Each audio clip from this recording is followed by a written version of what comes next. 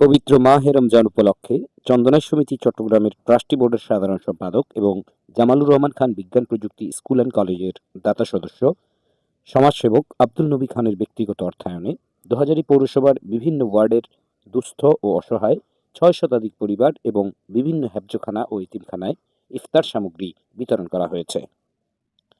ইফতার সামগ্রীর মধ্যে ছিল চাউল, সয়াবিন তেল, ছোলা, পেঁয়াজ, চিনি, ময়দা, খেজুর ও চিড়া।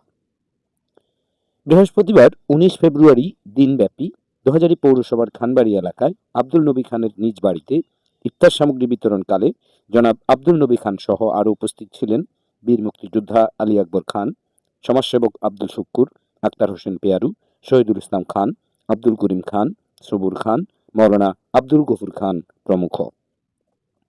উল্লেখ্য, প্রতি বছর রমজান মাসে আব্দুল নবী খান তাঁর ব্যক্তিগত অর্থায়নে দুস্থ ও অসহায় পরিবারের মাঝে ইফতার সামগ্রী বিতরণ করেন।